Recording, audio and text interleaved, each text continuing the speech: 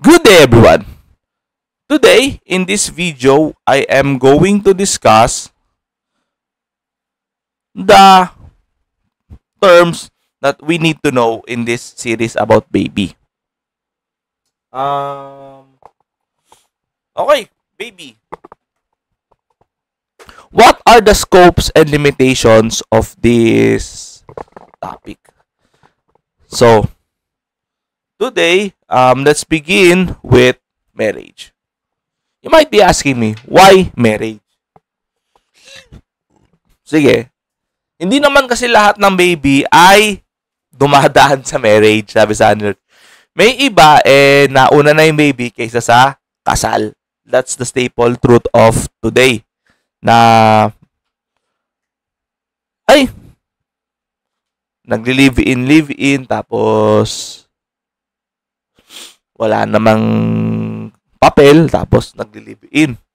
Basta mahal namin at isa. So, sabi kasi sa Europe kasi wala na rin talab kahit kasal, may nagdi-divorce din. So,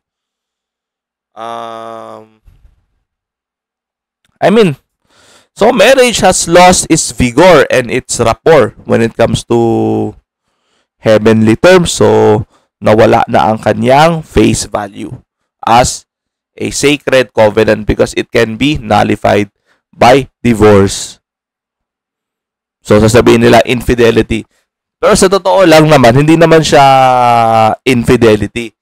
Ang sabi ni Lord, hindi, may iba ka lang kasing type or wala, you wanna try something new. So, sabi ni Lord, okay, sa trabaho pwede naman yan. No? Sa simbahan, pwede na you wanna try something new. Pero, sa pag-aasawa, di naman yata pwedeng, sige, hiwalay na tayo kasi I want to try something new. So, hindi siya ganon. So, let's start with the issues of marriage. So, some of the things that the Lord has mentioned about it is yung courtship, no? Is courtship a biblical thing, no? Kasi before kasi may dowry yung babayaran mo yung tatay nung babae. That's how the courtship works, and then pagtatrabahuan mo talaga. So, is the principle biblical? That's the real question. Why courtship arises? So, courtship kasi is one way that the Lord will really identify kung, okay, magugustuhan mo ba yung taong yan in the long run? Pagka sinaltik ba yan? Pagka dumaan na yan sa mga bad times, talaga bang aabutin? Talaga ba magkakagusto kayo? Yung iba kasi, sabi sa akin ni Lord, wala nang courtship, basta fixed marriage. Ito yung problema nila sa fixed marriage. So, nagpakasal yung tao, hindi naman dahil sa mahal nila isa't isa. It's because of parental role. It's because of fiduciary purposes. It's because of expansion of wealth. Sabi sa akin ni Lord ito Sabi sa akin, fixed marriage at any cost will bring the couples to hell.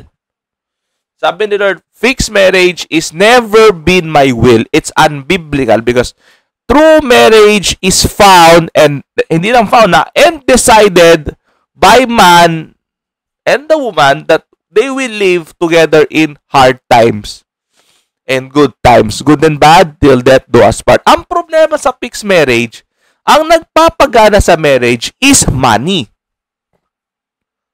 Not love. So, sasabihin na, love pa wala ka namang pera. Sabi nila, okay, sige, pag namatay ka, saan mo dadalhin pera mo? Ang pagmamahal ko, kaya kang iligtas kahit sa kabilang buhay. Pero ang pera mo, di ka dadalhin sa kabilang buhay. Sinasabi sa Lord, all people that encounter is in fixed marriage shall go to hell. That's the Lord's ultimatum. Kasi, walang basbasan Diyos yan definitely because there is no autonomy between the man and the woman. It's been powered by money, not by love. So, Ano bang kinalaman nito sa baby? Eto nga. Normally, fixed marriages will lead to satanic babies. Wait lang, babaying lang.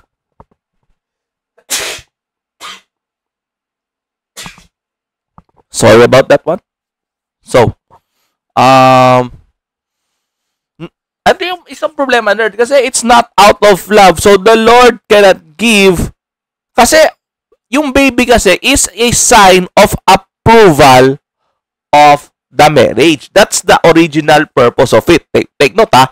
Ito, ang baby kasi is the reward and the approval of the Lord in the marriage. Take note, ha. Ayun yung original.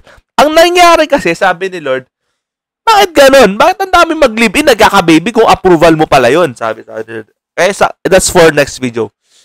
Kasi today, baby is not just a reward.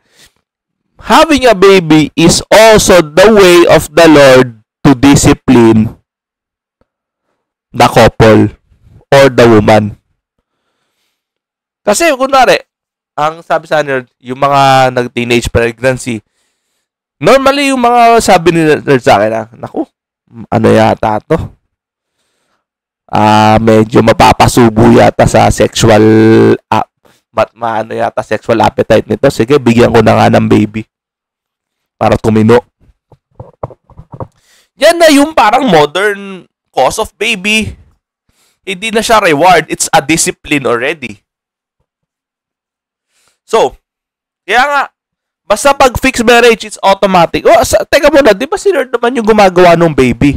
Ba't sinabi mo satanic baby? Take note kasi, may mga, pinagpe-pray yung mga tao na hindi na nila tinutuloy, hindi consistent kasi ganito yan.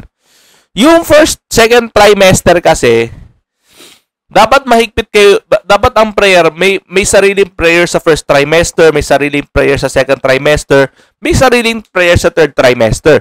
Pagka kasi may na-miss na isang trimester dyan, pwede nang kunin ni Satan, may authority na si Satan to get it because that person has given up doon sa baby na yon.